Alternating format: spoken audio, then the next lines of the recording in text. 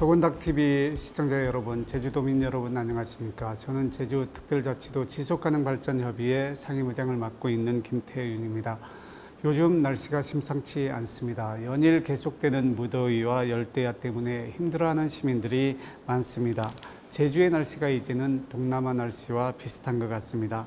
더욱이 코로나19 감염자 수가 다시 급증하고 있고 최근에는 고물가, 고환율, 고이자 등 고삼 현상이 시민들의 일상을 더욱 힘들게 하고 있습니다. 기후위기 문제, 알고 보면 우리 인류가 자초한 일입니다. 기후위기 원인 물질로 지목되고 있는 화석연료는 산업혁명 이후 인류 문명을 이끌어왔던 중요한 에너지 원인입니다. 그 화석연료가 지구온난화, 기후위기, 기후변화 문제를 일으키고 있습니다. 지금처럼 화석연료를 사용하면 지속가능한 미래를 기약할 수 없습니다. 그래서 소곤닥TV에서는 우리 모두를 위한 에너지 전환, 세상을 바꾸는 세 가지 키워드인 기후위기, 재생에너지, 탄소 중립을 주제로 토론하는 시간을 마련했습니다. 오늘 출연하신 세 분을 소개하겠습니다. 먼저 송창권 제주특별자치도의회 환경도시위원회 위원장님 나오셨습니다. 안녕하십니까? 반갑습니다. 안녕하십니까? 김희야 제주도 기후위기 미래세대 네트워크 활동가이십니다. 안녕하세요. 안녕하세요. 네, 김정도 제주환경운동연합 정책국장님 나오셨습니다. 안녕하십니까? 안녕하십니까? 기후위기에 대한 얘기부터 먼저 나누고자 합니다. 먼저 송창건 위원장님, 제12대 제주특별자치도의회가 출범한 지 이제 한 달이 되어가고 있는데요. 먼저 환경도시위원장님 취임을 축하드립니다. 네, 감사합니다. 먼저 인사 말씀 해주시죠. 네, 그 환경도시위원회 그 11대 후반기에서도 제가 이제 활동을 했었는데요. 근데 위원장 하고 싶었습니다. 그래서 제주도 내에 있는 환경과 도시 문제에 대한 어떤 균형적 그리고 조정자적 입장을 펼치고 싶은 그런 욕심도 좀 있었고, 네. 그래서 위원장이 됐는데 막상 하니까 이렇게 이런 자리도 이제 나와야 되고 또 다른 데 불려가면 또 이렇게 우리 제주도 의회의 입장에서의 환경 문제라든지 이것을 말씀드려야 되는 또 그리고 이끌어 가야 되는 매우 중요한 자리라는 것을 맡고 나니까 더 절감하게 됩니다. 그래서 더 열심히 잘해보도록 하겠습니다. 네, 그 위원장님 말씀 감사하고요. 제주도에서는 제주 지역 기후위기 문제를 어떻게 진단하고 계시며 어떻게 대응할 계획이신지 말씀 좀 부탁드립니다. 도의회 전체 차원에서의 뭐 진단은 아직 제가 이제 특별히 정리된 것은 보지는 못했고요. 우리 환경도시위원회 내부의 문제라든지 또 이제 저 개인적인 위원장으로서의 그 입장을 좀 보면 다 아시다시피 이 기후 위기의 시작은 뭐 산업혁명이 됐을 때부터 시작이 되고 그리고 여기에 대한 위기의 문제는 한 3, 40년 전부터도 계속 얘기해왔던 문제인데 이거를 우리가 귀담아 듣지 못했었죠. 그래서 체감을 하지 못하다가 최근 뭐 코로나19든지 또 다른 기후의 변화들이 체감하면서 이 문제가 남의 문제가 아니구나 이렇게 이제 느껴지기 시작한 것 같아요. 네. 우리가 그 날씨도 뭐 내일 날씨가 어떤가 좀 살펴보면서 또 일주일의 날씨는 어떤가 살펴보면서 계획도 세우고 그러잖아요. 근데 정작 우리 기후 위기에 대한 그 앞으로 5년, 10년, 20년 앞으로의 문제를 우리가 예측하거나 또 미리 그걸 감안해서 어떻게 대처를 하지 않으면 네. 그러면 더 큰 위험이 닥치게 되고 네. 그래서 이거는 매우 심각한 문제로 다가가고 있구나라는 네. 그런 정도의 진단을 좀 하고 있고요. 네. 예, 그렇습니다. 네, 우리 송창건 위원장님께서 코로나19 문제도 말씀했습니다만 코로나19 재유행 문제가 심각합니다. 김정도 국장님, 코로나19와 기후위기 어떤 연관성이 있다고 보십니까? 코로나19 얘기할 때 기후위기를 요새 많이 얘기를 해서 도대체 얘네들 간에는 무슨 연관관계가 있나라는 질문을 제가 꽤 많이 받기는 하는데요. 그래서 저도 굉장히 많이 고민을 해봤습니다. 고민을 해본 결과는 이런 건데 코로나19가 최초에는 사실 동물과 사람 간의 전파였었던 거거든요. 근데 그것은 어떤 의미냐면 결과적으로 사람이 동물의 서식지를 침범을 하고 있다라는 것이고, 그럼 우리가 어떤 식으로 침범을 하고 있는가라고 봤을 때는 그래가지고 무분별한 난개발 행위가 어쨌든 간에 자연환경과 생태계를 파괴하고 있는 중이다 네. 라고밖에 설명을 할 수 없는 그런 상황이지 않을까라고 보여지고 있고, 네. 그래서 그게 기후위기와 무슨 관계냐라고 물어보면 결과적으로 환경 파괴가 되고 난개발이 된다는 것은 대규모 녹지와 어쨌든 숲이 사라지고 생물종 다양성을 파괴하는 일입니다. 이게 결과적으로는 기후위기와 굉장히 면밀한 관계가 있는 것이거든요. 네. 특히 숲이 사라진다는 것은 그만큼 탄소 흡수원이 사라진다는 얘기이기도 해서 그만큼 큰 문제일 수밖에 없는 겁니다. 특히 뭐 열대우림 같은 경우에 지금 대규모 뭐 벌채행이라든가 농장 개발이라든가 산업 개발이라든가 이런 것들이 굉장히 지금 심각한 상황으로 얘기가 되고 있는 상황이기 때문에 이런 점들을 고려해 봤을 때 결과적으로 사람이 가지 말아야 할, 아니 갈 수는 있는데 파괴하지 말아야 할 생태계와 자연 환경을 침범하면서 현재의 문제가 발생하고 있지 않나라는 생각을 하게 되고요. 또 최근에 발생 또 어쨌든 간에 그 WHO에서 또 긴급사태 선포를 한 원숭이 두창 같은 경우에 결국 인수 이제 네. 공통 전염병, 그러니까 사람과 동물 간에 전파되는 전염병에서 오는 것이거든요. 이런 걸 계속 보게 되면 결과적으로는 우리가 침범하지 말아야 될 어떤 구역으로 계속적으로 침범하고 있고, 그로 인해서 계속적으로 문제를 발생시키고 있고, 그 문제가 결과적으로는 기후위기로 연결되고 있지 않나, 좀 이렇게 판단을 하고 있는 중입니다. 근데 코로나19로 또 환경이 많이 더 오염되는 문제도 발생하고 있는데요. 코로나19로 인한 환경 오염 문제, 어떤 점이 우려스러운 점인가요? 뭐 코로나19 때문에 발생하는 가장 큰 문제는 이제 일회용품 사용의 극대화라고 볼 수 있을 텐데요. 이게 어쨌든 간에 뭐 개인 간의 어떤 위생 문제가 좀 두드러지게 나타나게 되면서 좀 문제가 되고 있는데, 사실 이거 같은 경우에도 지금 뭐 대부분의 전문가나 아니면 뭐 의학계에서도 얘기하는 것이지만 사실 다회용 컵을 사용하는 게 오히려 더 안전할 수 있다. 왜냐하면 다회용 컵은 계속적으로 세척하고 이제 소독하기 때문에. 근데 일회용 컵 같은 경우에 쓰고 바로 버리기 때문에 어느 한 군데 모여 있다가 오히려 전염 물질을 뭐 퍼뜨린다거나 아니면 더 큰 문제를 야기한다거나, 그리고 더 큰 문제는 지금 뭐 매립장 문제나 소각장 문제가 굉장히 또 화두가 되어 있는 상태인데, 이 분야에 있어서도 지금 부하가 심각한 상황이고, 그러면 또 어딘가에 환경 기초 시설을 만들어야 되는 문제가 발생을 하는데 이게 또 사회 갈등을 야기하거든요. 네. 이런 부분들을 좀 고려했을 때 이런 코로나19로 인한 일회용품 문제, 이거는 좀 이제는 좀 바로 잡고 다회용품으로 다시 사용할 수 있는, 그리고 일회용품을 좀 제한할 수 있는 네. 그런 원래대로의 체계로 돌아갈 필요가 있지 않을까라고 생각하고 있습니다. 네, 김정도 국장님 코로나19와 환경 문제 이렇게 말씀해 주셨는데요. 먼 미래의 일로 저희들이 염려했던 것이 기후위기 문제가 현실로 다가오고 있는 상황이거든요. 기성세대보다 청소년, 미래 세대가 더 고통을 많이 받을 수밖에 없을 것 같은데요. 김희아 회장님, 기후위기 미래 세대 네트워크는 무엇을 위한 단체인지 좀 설명해 주십시오. 우선 MZ세대는 많이들 들어봤을 것 같아요. 일단 기후위기는 이제 북극곰이 위험하다 이런 먼 얘기가 아니라 자연재해로 우리에게 직접 다가오고 있어요. 그래서 기후위기의 피해를 입을 미래세대들, 바로 저희들이 직접 기후위기에 대해 이야기를 나누고 캠페인을 실천해보는 등의 활동을 하기 위한 단체입니다. 어떤 캠페인들을 하고 계신지 내용을 좀 소개해 주실 수 있으세요? 기후위기 미래세대 네트워크에서는 조금 과거의 일이긴 하지만 기후위기를 알리기 위한 책갈피 만들기의 활동도 진행했었고요. 네. 또 다른 거는 네트워킹을 통해서 어떤 활동을 할 수 있는지, 또한 채식 네. 같은 것도 관련된 사항들 많이 공유했었고요. 네. 또 다른 것들로는 저희가 캠페인 같은 거는 제주대학교에 가서 이제 피켓 시위라든지 그런 네. 것들을 진행하기도 했습니다. 네.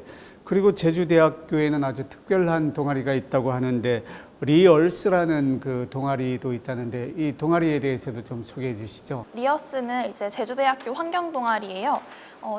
지금 최근에는 제주환경운동연합과 함께 해안 쓰레기 모니터링을 진행하고 있기도 하고, 네. 식목일에는 다육이를 나눠주고, 바다의 날에는 학생들에게 아름다운 바다 사진, 오염된 바다 사진을 공모받아서 전시를 하기도 했어요. 네. 그래서 이렇게 환경과 관련된 날에는 해당 날을 알리고 이벤트를 진행하는 것들을 하고 있고, 또한 탄소 중립에 관심을 가진 분들과 그 환경부 탄소 중립 서포터즈라는 것이 있는데 그것에 참여하여 영상이나 카드 뉴스를 제작해 더 많은 사람들이 에너지 소비와 탄소 중립에 대해 관심을 가질 수 있도록 노력하는 단체입니다. 젊은 세대들이 우리 기후위기 문제에 대해서 관심을 많이 갖고 있다고 생각하십니까? 사실 저는 일단 찾아보는 편이라서 주변에 관심이 아예 없는 분들이 많진 않지만 또 참여하시는 분들만 참여하고 있고 좀 단기적이고 일시적인 행사들이 많아서 예. 좀 계속 구체적이고 정기적으로 할 수 있는 활동들이 많이 필요하다고 생각하고 있습니다. 보다 많은 그 청년들이 함께 참여할 수 있으면 좋겠다는 생각을 가져봅니다. 다음은 재생에너지 그리고 에너지 전환에 대한 얘기를 나누려고 합니다. 송창권 위원장님, 네. 재생에너지는 어떠한 에너지를 말하는지 먼저 좀 쉽게 설명해 주셨으면 합니다. 예, 우선 제가 에너지 부분의 전문가는 아니고 그래서 이제 한계는 있지만은 제가 이제 환경적 입장에서 잠깐 말씀드려보자면 우선은 소모하는 에너지가 아니고 보충할 수 있는 그런 에너지다 이렇게 우선 얘기해 볼 수가 있겠고 그러면 그런 에너지는 이제 바람 그다음에 이제 물 그다음에 태양 그다음에 뭐 이런 땅에 대한 열 이런 기열 등등 말씀하시는 거죠? 네, 그렇죠. 예. 그다음에 또 이제 바이오라든지 기타 이런 등등으로 인해서 그 전기를 일으킬 수 있는 에너지를 일으킬 수 있는 그런 것을 재생 에너지라고 이렇게 얘기는 해볼 수 있겠죠. 사용하고 나면 고갈돼 버리는 것이 아니라 네. 잘만 사용하면 언제든지 재생해서 사용할 수 있는 네, 그렇죠. 그런 에너지를 말씀하시는군요. 에너지 전환이라는 용어도 요즘 많이 네. 쓰고 있거든요. 에너지 전환은 어떠한 것을 의미하는지 좀 설명을 해주십시오. 단순하게 얘기해서 화석을 중심으로 해서 나오는 화력 발전소나 이런 에너지보다는 아까처럼 재생 에너지로 전환을 해야 우리가 지속 가능한 사회를 만들고 그렇게 될 수 있다라는 이런 입장에서 에너지 전환이라는 용어를 쓰는 것 같습니다. 네. 그래서 제주도는 2012년부터 카본 프리 아일랜드 정책을 추진하면서 풍력 발전이라든지 태양열 발전을 많이 하면서 우리나라에서 재생에너지 사용 비율이 제일 많은 그런 그 지역으로 이렇게 알려지고 있는데 제주 지역에서는 재생에너지를 어느 정도 사용하고 있고 또 최근에는 재생에너지로 인해서 여러 가지 문제들도 있다고 합니다. 어떤 이야기들인가요? 예, 그 자료에도 보면은 우선 제주도인 경우에 우리가 아까 이제 사회자님 말씀한 대로 이렇게 2012년도에부터 이제 시작을 해서 우리 이제 재생에너지를 좀 많이 써보려고 좀 했던 거죠. 네. 그래서 그 효과가 양적으로는 많이 좀 성장이 됐다고 좀 보긴 합니다. 네. 그리고 또 실제 그 설비 용량에 있어서도 근 40% 가까이를 재생에너지로 좀 쓸 수 있는 여건도 예. 지금 만들어지고 예. 있다고 해요.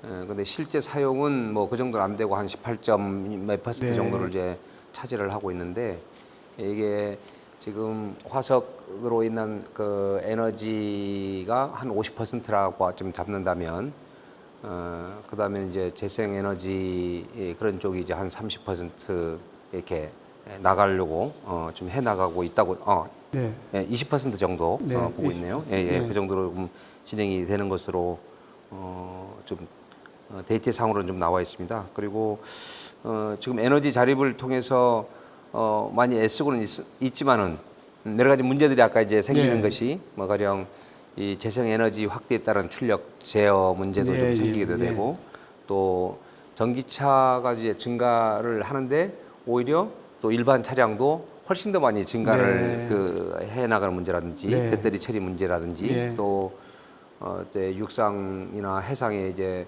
풍력을 이용해서 할 때에 주민 수용성 문제라든지 네. 또 다른 환경 피해 부분이 걱정되는 이런 것도 좀 있기도 하고요. 네. 그런 문제들이 좀 나타나고 있죠. 그리고 뭐 에너지가 아까처럼 제주도 내에서 재생에너지가 많이 생산된다 하더라도 그 화석으로 한 그 에너지 값이 싸니까 조금 네. 이제 싸게 느껴지면 그걸 많이 쓰고자 하는 이런 네. 생각이 들 거 아니겠습니까? 네.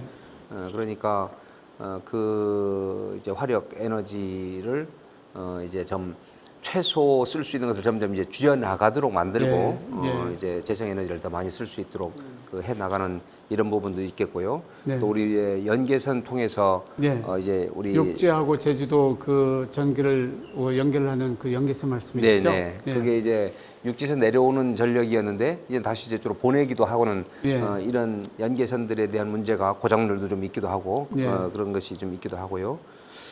그다음에 아까처럼 그 에너지 저장 체계 ESS라고 하는 네네네. 이 부분에 대해서도 그렇게 우리가 기대한 것만큼 네. 그런 능력이라든지 그게 잘 이루어지지 않는 이런 부분도 좀 걱정되는 면들이 있기도 하죠. 네.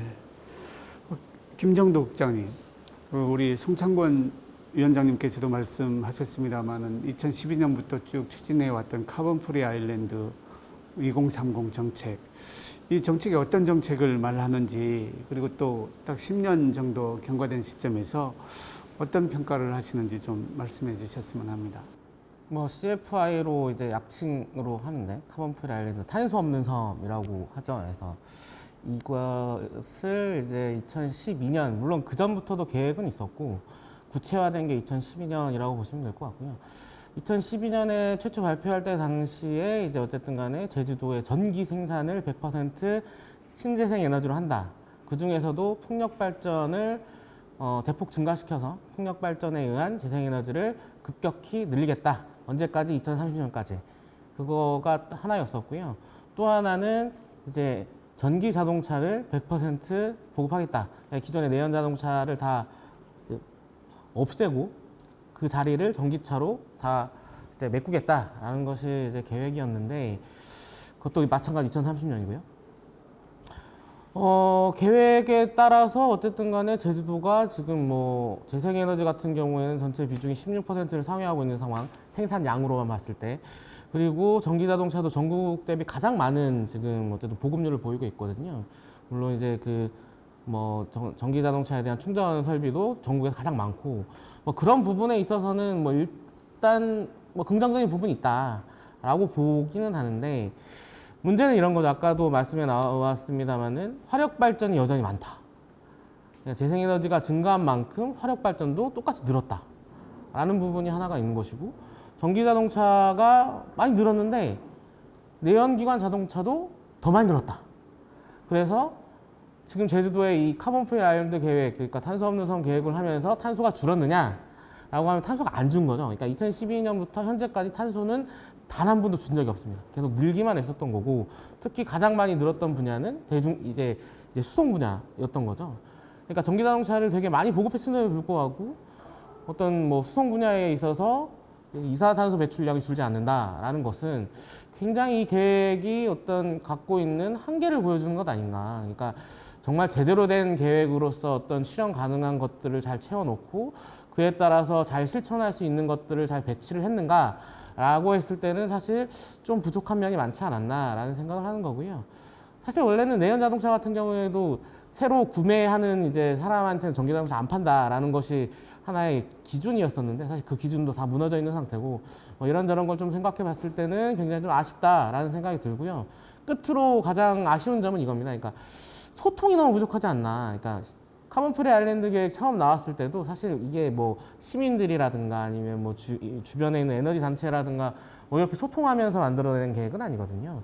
말 그대로 행정에서 뚝딱 하고 나온 계획이었기 때문에 그 이후로 좀 뭐 발전적으로 뭐 좀 더 소통하고 좀 더 얘기 나누고 좀 더 의견을 교환하는 그런 자리가 많았으면 좀 더 발전적인 형태로 가지 않았을까라는 아쉬움이 있어서 차제에 만약 이게 계속 진행된다면 뭐 교육이나 홍보 그리고 거버넌스 특히 소통 문제에 있어서는 좀 더 많은 이런 기회가 열려 있어야 되지 않을까 이렇게 보고 있습니다. 김정도 국장님 말씀을 들으면 중요한 정책이지만 시민이 참여하지 않으면 그 성과를 기대하기가 쉽지 않다는 그런 생각을 가져봅니다.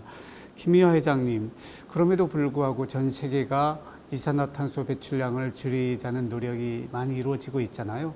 제주 지역에서는 그 에너지 정책을 전기 자동차를 늘리는 대신 내연 기관을 줄이면서 그리고 또 풍력 발전을 하면서 화력 발전을 줄이는 정책으로 가지 못하고 이산화탄소 배출량은 계속 증가하고 있다면 실질적인 탄소 중립을 실현하고 있다고 볼 수가 없는 그런 상황이거든요.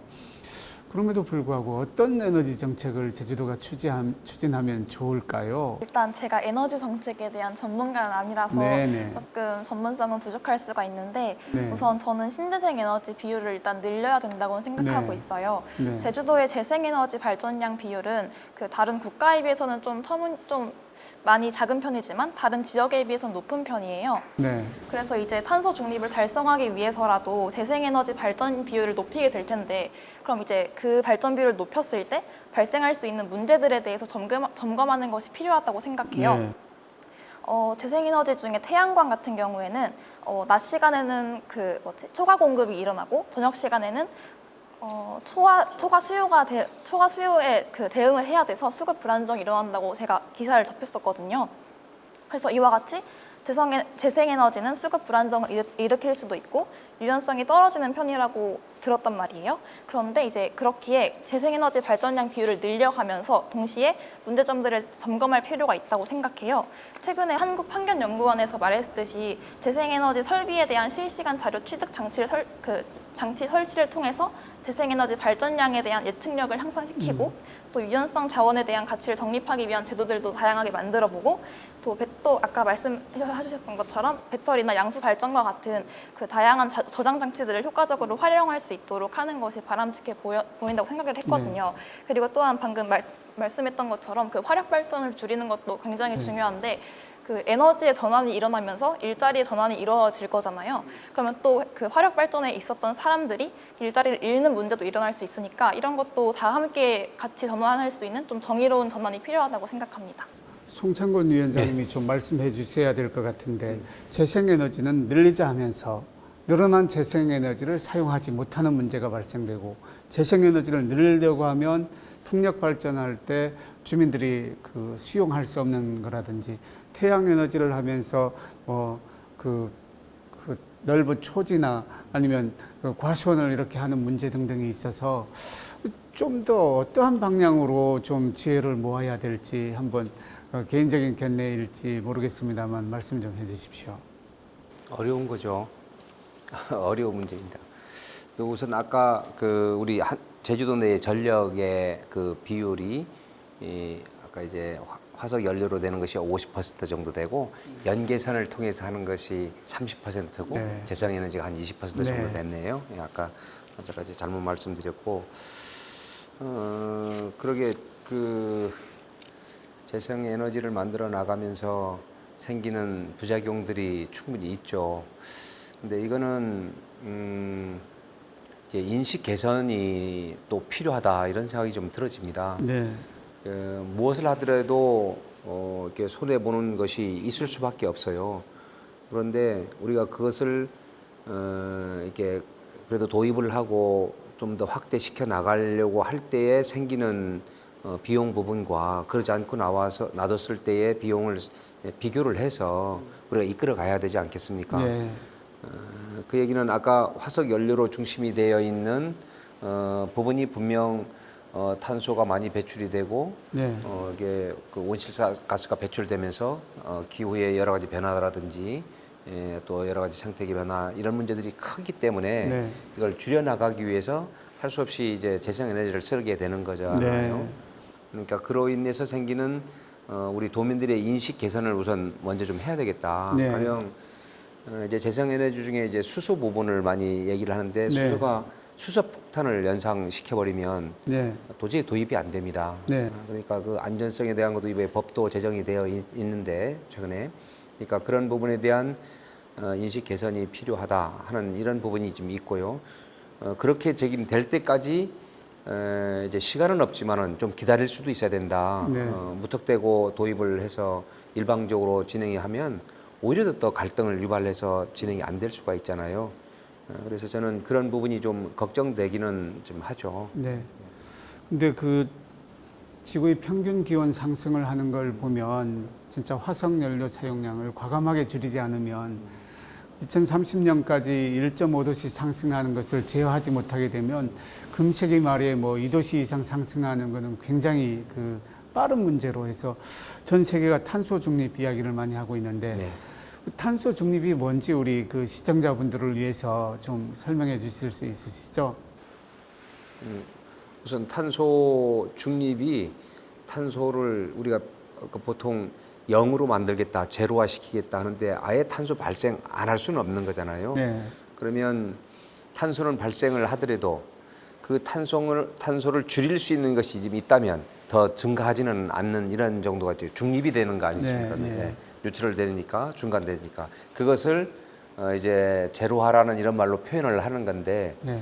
그러니까 이 탄소 자체를 발생시킬 수밖에 없는 것에 대한 비용 부과를 지금 하게 되고 네. 어떤 방법에 부담을 짓도록 하고 네. 또 어느 한쪽에서는 저감을 하는 것에 대해서 그를 탄소를 흡수를 한다든지 네. 이런 부분에 노력을 한다든지 또 그것으로 애쓰고 있는 분들에 대한 격려나 보상이 들어간다든지 네. 이렇게 해서 중간 지점을 이제 만들어 가야 되겠죠. 예. 네. 그래서 저는 최근에 우리 이제 생태계 서비스 지불제라는 이런 말들이 나오기 시작을 했어요. 네. 그거는 생태계로 인해서 뭐 가령 우리 제주 같은 경우는 오름이라든지 습지라든지 이런 등등 네. 있잖아요. 그래서 이것으로 나오는 이제 서비스들이 있는 거예요. 우리에게 주어져 있는 좋은 내용의 서비스들. 그러니까 그것에 대한 대가를 지불해 줘야 되겠죠. 제한만 시킨다든지 그런 네. 게 아니라. 그래서 그 비용은 아까 이제 탄소를 유발하는 오염원을 제공하고 있는 업체에다가 부과를 시킬 수 있도록 해야 되겠죠. 네. 그래서 이런 내용들이 실제 이제 뭐 코우즈라는 사람도 그런 얘기를 했어요. 코우즈 정의를 통해서 시장을 통해서 자원 배분을 효율적으로 운영을 할 수 있다라는 뭐 시장 만능주의처럼 들리긴 하지만 저도 그렇게 썩 그거를 이제 그것이만이 정답이다라고 보고 있지는 않지만요. 그런데 지금 그런 인식을 좀 주어져야 된다고 봅니다. 탄소를 유발하는 것들이 그런 가축 분뇨에서 나오는 거라든지 네. 뭐 이제 농사지으면서 쓰는 이제 전기를 많이 쓰잖아요. 최근에는 농업인들이 많이 써요. 예. 네. 그러니까 그 부분들에 대한 것도 경각심을 좀 갖도록 하고 다른 친환경적 농법을 이제 만들어 나가는 이것도 개선을 해 나가야 되겠죠. 그런 분들에게 지원해주고 오염원을 발생시키는 거라든지 탄소를 유발하는 업체에게는 부과를 하고 하는 네. 이런 것도 좀 필요하다고 봅니다. 단도직입적으로 한번 여쭤보겠습니다. 예. 김정도 국장님이 제주에서 이산화탄소 배출량은 계속 증가했고 네. 이 배출량을 멈추는 정도가 아니라 이미 더 많은 양을 배출하지 않도록 해야만 탄소 중립이 성립되는데 위원장님 보시기에 제주도의 그 탄소 중립 실현 가능한 그런 방향으로 나아갈 수 있을까요? 그러게 지금 이제 우리 오영훈 도정이 출범을 해서 좀 여러 가지 이번에도 업무 보고도 좀 하고 그렇게 하면서 앞으로의 계획도 얘기는 했어요. 그래서 과연 가능할까 걱정되죠. 아까 우리 김정도 국장도 얘기했다시피 탄소 양은 점점 늘어가고 있는 거예요. 그래서 이거를 제로화 만들겠다, 중립으로 만들겠다, 더 늘어나지도 않고 이렇게 더 자연이 가만히도 흡수하는 않고, 거하고 예. 같이 맞춰가겠다. 예, 그런데 이제 점점 늘어나는 이거를 어떻게 맞출 수 있을까? 실제 걱정은 되긴 하는데요. 이거는 죄송한 얘기지만 도의 업무 보고 형태로 해서 그냥 이렇게 계획만 내세운다고 이루어지는 건 아니잖아요. 그렇죠. 그러니까 결국 이제 우리 성인지 예산이라는 말처럼 온실가스를 감축하는 그 인지 예산도 좀 필요하다고 보고요. 그래서 네. 그쪽에 지원도 많이 해 나가야 되겠고 네. 또 상대적으로 아까처럼 이게 저감을 하지 않고 계속해서 그걸 공해를 유발하면서도 그걸 이용을 해서 오히려 돈을 벌어 나가는 분들이 있어요. 그런 분들에게는 충분히 제재든지 다른 부담을 씌우든지 이렇게 좀 해 나가야 되겠죠. 그러면서 저는 결국 우리의 문제이기 때문에 우리가 풀어 나갈 수밖에 없는 예. 거라고 저는 봅니다. 네, 김정도 국장님, 탄소 중립을 추진하는 정책이 실제 굉장히 어려운 정책이잖아요. 근데 탄소 중립을 달성하려고 노력하는 국가도 있고 그렇지 못한 국가들이 있는데 좀 좋은 사례와 그렇지 않은 사례를 좀 말씀해 주시면서 궁극에는 우리가 탄소 중립을 실천하는 방향으로 나가야 되기 때문에 그런 측면에서 말씀을 좀 해주시죠. 뭐 좋은 사례는 너무 뭐 많이 얘기돼서요. 뭐 독일 사례도 있고 뭐 요새는 북유럽 사례도 굉장히 많이 나와 있고 최근에 또 스코틀랜드에서 아예 뭐 화력 발전을 안 한다는 얘기도 있고 사실 뭐 너무 사례는 많아서 독일 그 사례를 좀 그 쉽게 설명을 좀 해주시죠. 그러니까 쉽게 얘기하면 겁니다. 독일 같은 경우에 어떻게 하려는 거냐면 그러니까 에너지 소비를 줄이고 그러면서 화력 발전을 줄일 수 있는 여지를 만들고 그게 가능해요? 그렇게 하고 있죠. 어떻게 하는지 말씀해 주시죠. 그러니까 어쨌든 간에 그 독일이 제일 먼저 취하는 게 에너지 소비를 줄이기 위해서 절전 시설을 굉장히 많이 늘리는 거예요. 그러니까 네. 고효율의 절전 장비들, 예를 네. 들면 뭐 냉장고나 뭐 TV나 이런 것들이 있지만 그런 것들이 전기를 많이 쓰지 않고 덜 쓰더라도 똑같은 효율을 낼 수 있도록 네. 그런 쪽으로 되게 많은 기술 개발이라든가 시장 개발이 되어 있는 상태고 또 거기에 더해서 이제 건물 같은 경우에 에너지를 적게 쓸 수 있도록 뭐 패시브 하우스라고 요새 많이 얘기되는 그런 것들로 많이 이제 바뀌어 나가는 그리고 가정에서도 전기를 생산할 수 있도록 태양광 시설을 한다거나 뭐 이런 것들이 되게 잘 구체적으로 잘 갖춰져 있는 곳이 독일이거든요. 그러다 보니까 어쨌든 간에 기존에 쓸 수 있는 에너지를 최대한 적게 쓰는 방향으로 전환하면서 거기에 따라서 어쨌든 간에 화력 발전을 줄일 수 있는 여지를 만들고 그 여지가 생겼기 때문에 그곳에 재생에너지를 투입하는 형태로 계속 전환을 하고 있는 곳이 독일의 이런 모델이라고 보시면 될 것 같고 대부분의 북유럽이 이런 형태의 모델을 지금 가져가고 있는 상황이고 뭐 그 이외에 이제 흔히 말하는 우리 중부 유럽 쪽에 있는 뭐 프랑스라든가 이탈리아라든가 이런 쪽도 이런 식으로 따라가려고 하는 그런 흐름을 갖고 네. 있는 게 유럽 이쪽 서유럽 쪽의 네. 분위기라고 볼 수 있을 것 같고요.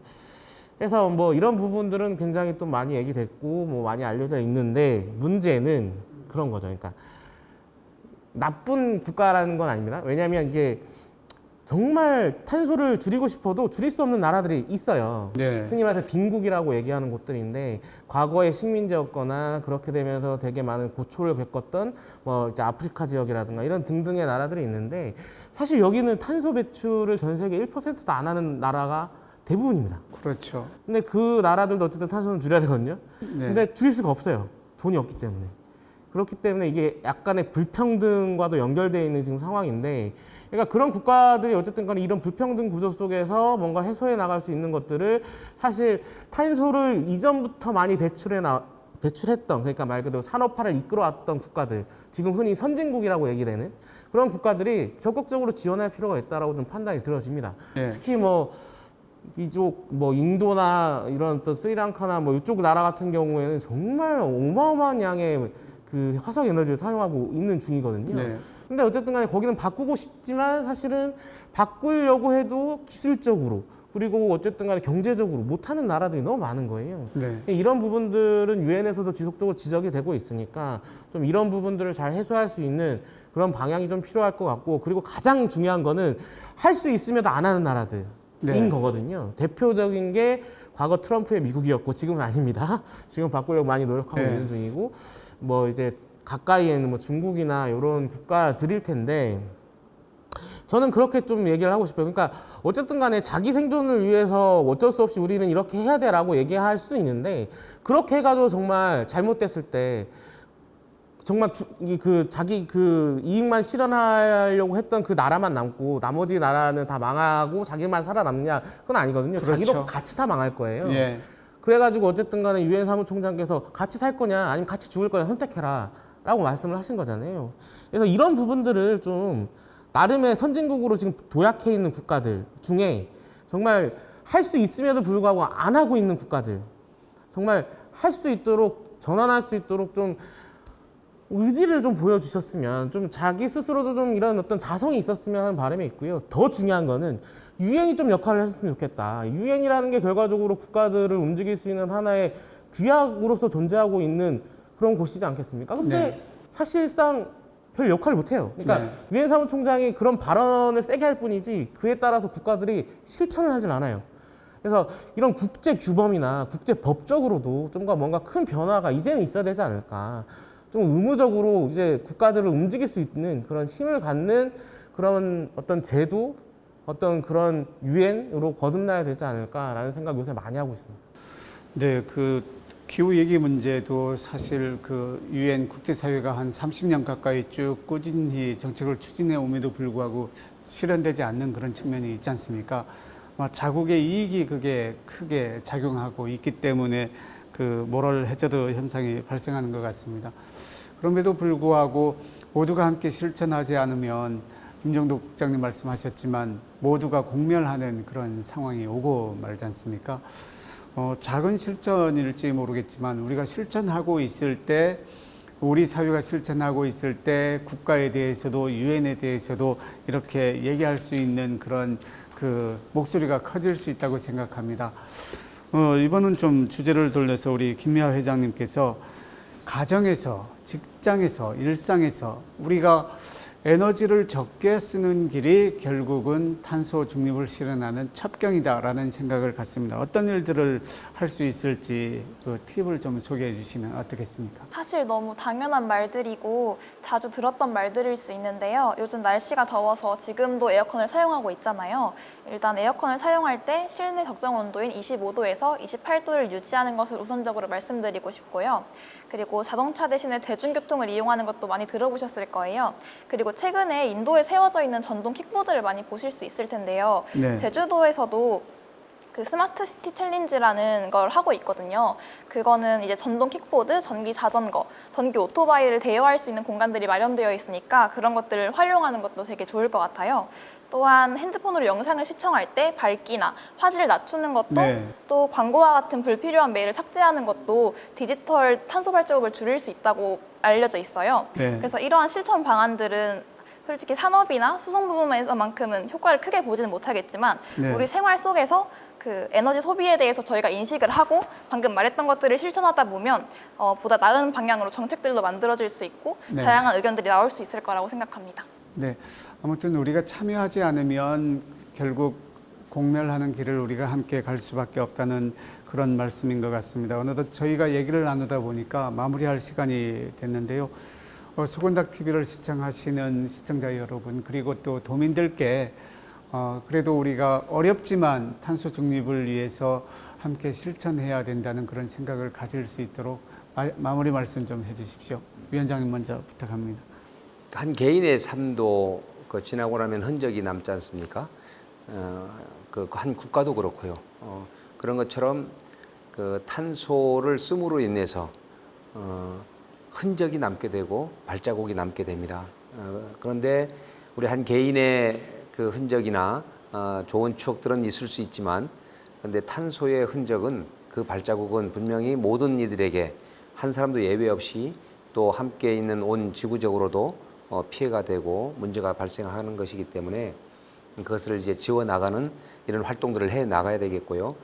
그렇게 할 때에 저 도의회에서도 제도적으로나 예산이나 또 어떤 조직의 개편이라든지 이런 부분에 있어서 잘 살펴보고 지원할 것을 지원하고 또 우리 도민들과 함께 실천 방안들도 만들어 나가면서 그렇게 노력을 하도록 하겠습니다. 네, 김미아 회장님도 말씀해 주시죠. 지금 무더위가 계속 지속되고 있는 것도 다른 나라에서 홍수나 가뭄 이런 사태, 산불 이런 것들이 발생하는 것도 모두 기후 위기에 속한다고 보고 있습니다. 저희가 조금 더 탄소 중립, 에너지 소비 그런 것들에 많은 관심을 갖는다면 충분히 저희가 정책이나 이런 사회 구조 같은 걸 바꿀 수 있다고 생각해요. 그래서 이걸 시청하고 계신 분들이 조금이라도 더 관심을 가져주시면 감사할 것 같습니다. 네, 우리 김정도 국장님도 마무리 말씀해 주시죠. 네, 앞서 다 좋은 말씀 해주셔서 약간 다른 말로 마무리를 좀 지으려고 하는데, 이 기후위기라는 게 사실 따지고 보면 힘있고 가진 분들에게 먼저 오는 게 아니라 없는 분들에게 가장 먼저 다가옵니다. 약한 사람한테 가장 먼저 오는데, 빈곤층이라든가 저임금 노동자, 그리고 아동, 여성, 장애인 이런 분들에게 사실 더 큰 피해로 돌아올 수밖에 없는 구조적 문제가 있습니다. 그만큼 서로에 대한 돌봄, 그러니까 사회적인 연대, 그리고 이제 공동체 회복 이런 것들이 또 이 기후위기 시대에 또 새로운 화두로 얘기가 되고 있는 만큼 서로 주변을 잘 돌보고 그리고 연대해 나갈 수 있는 마음을 열어가면서 이 기후위기를 좀 바라볼 수 있었으면 하는 그런 마음이 있습니다. 그래서 오늘도 주변에 누군가는 기후위기로 시달리고 계실 수 있거든요. 네. 좀 주변을 잘 살펴보시고 도울 수 있는 부분들, 연대할 수 있는 부분들 잘 찾아서 같이 함께 극복해 나갔으면 하는 바람입니다. 네, 세 분 오늘 말씀 감사합니다. 기후위기 탄소 중립 정책은 늦으면 늦을수록 그 효과가 줄어들게 됩니다. 더 이상 늦춘다면 줄이는 게 아무런 의미도 없는 시간이 되고 말지도 모릅니다. 우리 모두를 위한 지구입니다. 다음 세대들도 함께 누려야 할 지구입니다. 지금 이 시간은 함께 참여하고 함께 실천하는 일이 중요한 것 같습니다. 오늘 프로그램은 제주특별자치도 지속가능발전협의회가 마련했으며 한국에너지공단에서 후원해서 만들어졌음을 밝힙니다. 소건닥TV가 마련한 우리 모두를 위한 에너지 전환 토론을 여기서 마치겠습니다. 감사합니다. 네, 수고하셨습니다. 네, 감사합니다.